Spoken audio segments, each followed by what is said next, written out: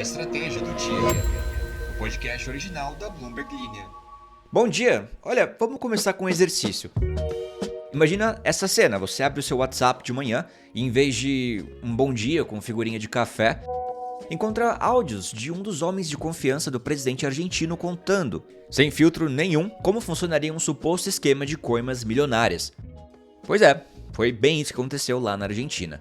O governo de Javier Milei, que já vinha de um criptoescândalo do começo do ano, agora enfrenta mais uma crise política. E dessa vez o roteiro tem todos os elementos de novela latino-americana. Tem um advogado que virou chefe de agência pública, contratos milionários de medicamentos, acusações de retorno de propina, nomes da alta cúpula política e, claro, Karina Milei, a irmã e braço direito do presidente, que, acredite ou não, foi citada nos áudios. O protagonista desse episódio é Diego Spagnuolo, que é ex-chefe da Agência Nacional de Discapacidade. Até semana passada ele era um dos homens mais próximos de Milei, né? Pra você ter uma noção, ele esteve quase 40 vezes na residência presidencial só em 2024, acompanhando também o presidente até em noites de ópera, e agora é a voz por trás de uma série de áudios que falam em milhões de dólares em manobras para colocar aliados em cargos estratégicos. E como sempre acontece na política argentina, a reação veio em tempo recorde. Governo correndo para demitir Spagnuolo, Karina e Luli Menem negando tudo, Martin Menem dando entrevistas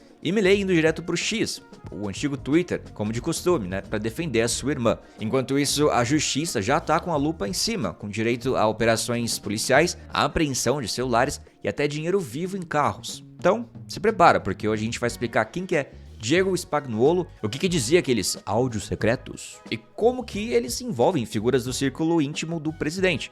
E claro que tudo isso pode significar em plena contagem regressiva para as eleições legislativas. E bom, outro exercício aí para vocês imaginarem. Imagina você é um fazendeiro dos Estados Unidos.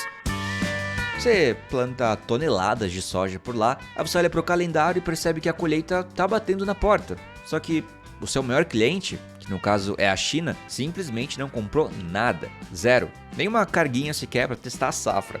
A China, que é a maior importadora de soja do mundo, está evitando os grãos americanos bem na véspera da temporada de exportação nos Estados Unidos. No meio disso, temos nós, o Brasil, que aparece como plano B, que pode virar o plano A, já que os chineses estão comprando safras brasileiras a rodo.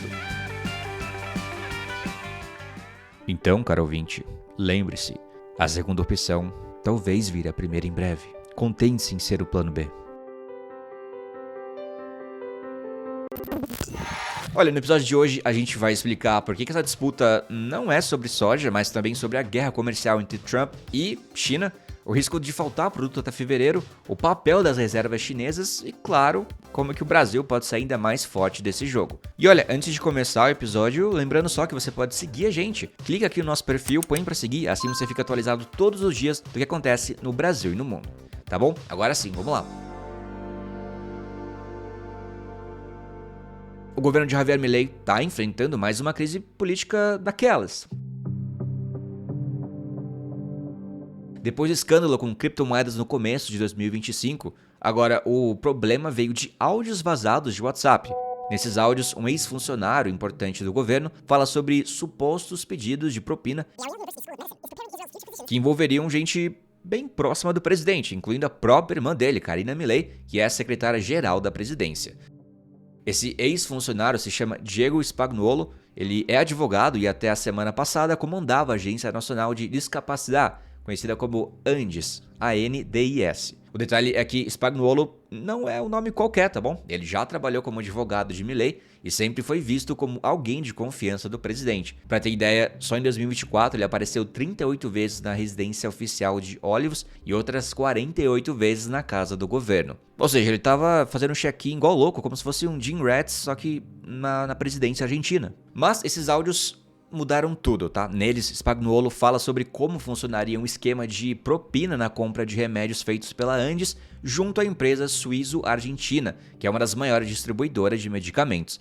E nos relatos dele aparecem 3 nomes, digamos, super fortes: Karina Milei, Eduardo Luli Menem, que é assessor direto de Karina, e Martin Menem, que é presidente da Câmara de Deputados. O governo reagiu rápido. No dia 21 de agosto, Spagnuolo foi oficialmente demitido por decreto junto com Daniel Garbellini, diretor nacional de acesso ao serviço de saúde da Andes. Mas, mesmo fora do cargo, Spagnuolo agora é investigado pela justiça, está proibido de sair do país e nega todas as acusações, dizendo que os áudios são parte de uma operação política contra o governo, bem perto das eleições legislativas. Enquanto isso, os envolvidos também tentaram se defender. Luli Menem fez uma longa postagem no X dizendo que tudo é falso, chamando a denúncia de operação política de kirchnerismo, ou seja, uma armação dos adversários políticos. Ele reforçou que nunca falou dos contratos ou negócios da Andes com Karina ou com o presidente. E bom, Karina Milei também foi defendida publicamente pelo próprio irmão, Javier, e Martin Menem deu entrevista na TV, repetindo que acredita na inocência deles. Os áudios de Spagnuolo, no entanto, são bem específicos. Em um deles, ele diz que estavam desviando entre 500 mil e 800 mil dólares por mês em remédios. Em outro, afirma que Karina Milei teria ficado com uma parte dos pagamentos. Também acusa o suíço-argentina de pressionar outros fornecedores e aumentar o valor das propinas de 5% para 8%.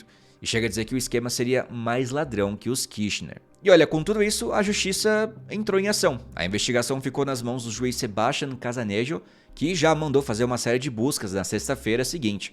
Inclusive, num desses locais, a polícia flagrou o empresário saindo de carro com envelopes que tinham mais de 266 mil dólares em dinheiro vivo. Outro diretor da empresa, o Jonathan Kowaliker, também foi localizado depois de alguns dias e entregou o celular à justiça. Agora, a investigação está analisando toda a documentação e os celulares apreendidos, e por enquanto não há prisões, mas a suspeita é de que o esquema de propinas na compra de medicamentos tenha ramificações bem grandes dentro do governo. E olha, caro ouvinte, saiba que isso acontece no pior momento possível para Milei. A confiança no governo já está no nível mais baixo desde que ele assumiu, os mercados reagiram mal, inclusive teve queda nos bônus argentinos e nas ações das empresas do país no exterior, e a crise chega justamente a 2 semanas das eleições legislativas.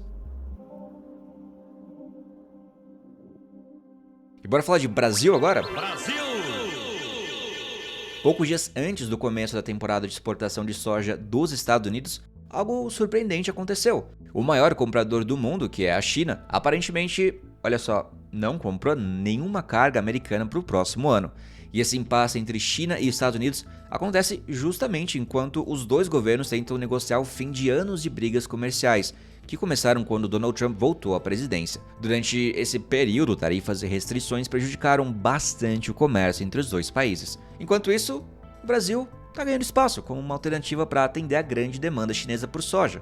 As empresas chinesas que processam soja, normalmente usadas para ração animal, costumam comprar cargas antecipadas para garantir bons preços e também suprir suas necessidades no fim do ano safra. Mas, com os Estados Unidos fora dessa equação, o Brasil se torna protagonista. Os agricultores norte-americanos dizem que essa situação os coloca em risco financeiro, porque contavam com as vendas para a China. Por outro lado, dados do governo dos Estados Unidos indicam que os compradores chineses estão mantendo sua posição firme sem ceder nem um pouco. Em março, para você ter uma ideia, a China aplicou tarifas retaliatórias sobre a soja americana, tornando os grãos dos Estados Unidos menos competitivos no mercado.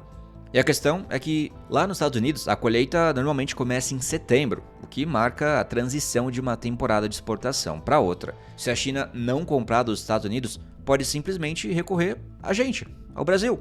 Ou a Argentina, quem sabe? E de fato, nos últimos meses, as empresas chinesas, olha só, já compraram grandes quantidades de soja brasileira e mais cargas estão a caminho. Nos próximos 3 meses, estão previstas chegadas de mais de 30 milhões de toneladas ao país asiático. Para você ter uma ideia, nessa década a China importou entre 90 e 105 milhões de toneladas de soja por ano. Do lado brasileiro, havia cerca de 37 milhões de toneladas da safra passada ainda disponíveis para venda até o início de agosto.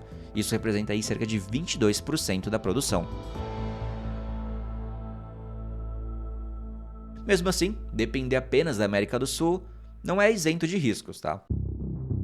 Isso porque, por causa da sazonalidade, há momentos em que o fornecimento sul-americano simplesmente não consegue atender toda a demanda, especialmente antes da nova safra brasileira ficar pronta. Por isso, mesmo com a política em jogo, a China costuma voltar a comprar soja americana enquanto os estoques brasileiros ficam embaixo. E olha, além do Brasil, a China também testou a importação de farelo de soja argentino pela primeira vez para diversificar suas opções. E em paralelo, Pequim busca reduzir a demanda de soja internamente, por exemplo, usando menos farelo de soja nas rações para suínos e limitando o tamanho do rebanho suíno no país. E olha, vamos dar um contexto aqui, porque eu tô do nada falando sobre soja, como se fôssemos todos entendidos do assunto, não somos? O mercado de soja é muito sazonal. Os Estados Unidos dominam lá no hemisfério norte, mas isso até a nova safra do Hemisfério Sul ficar pronta, enquanto o Brasil se torna o fornecedor principal entre o fim da temporada americana e o início da nova safra brasileira. Então, é por isso que qualquer atraso ou bloqueio de compras dos Estados Unidos para a China pode gerar uma lacuna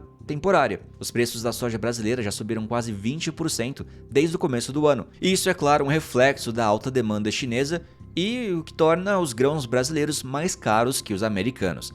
Ainda assim, os traders e analistas concordam que o Brasil tem estoques suficientes para cobrir a lacuna temporária, enquanto a China também pode recorrer às suas enormes reservas para atender às necessidades do mercado interno. Então, resumindo aqui essa história, se a China continuar evitando a soja americana por causa das negociações comerciais, o Brasil e até a Argentina podem sim se beneficiar, mas a situação exige bastante atenção, porque a dependência total do Hemisfério Sul tem sim riscos e os preços mais altos podem afetar os negócios de forma significativa. E bom, as informações são da Bloomberg News, eu sou Alan Blanco, o episódio foi editado por Lahian Queiroz. Uau! E bora olhar aqui alguns comentários do episódio passado. Eu tinha perguntado pra vocês se vocês têm algum produto da Puma, se vocês tiveram algum contato com a marca, porque falamos sobre a situação da empresa. E aí o Seika comentou, meu sonho de criança sempre foi ter um Puma Disc, que era moda na época, nunca consegui ter um pelo preço absurdo que era em 2010, um tênis desse naquela época estava por volta de 400 a 500 reais. Não que hoje em dia esteja muito diferente o preço, mas passou a moda. Hoje em dia 400, 500 reais tá a meia. Os tênis são bem mais caros que isso, né? Eu tô claramente exagerando, tá? Eu não sou aquela mulher da calça de 300 reais, eu tenho noção de que existem coisas mais baratas. Só pra deixar claro. Emil Takara diz, indo em busca do meu primeiro Puma só pra ajudar a marca a se recuperar no mercado. Ó, que gesto lindo. Ludmila Fernandes diz, gente, não aguento mais o Trump, ele poderia dar uma trégua um dia. Pois é, Ludmila, ele tá garantindo emprego aí de muitos jornalistas, tá? Cada vez que você fala isso, uma fada morre e um jornalista perde emprego.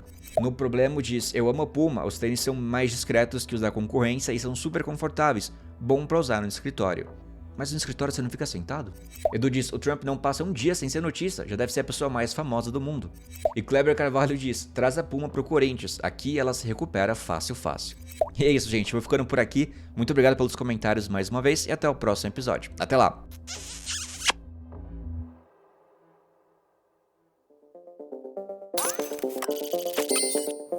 Achou que tinha acabado, né?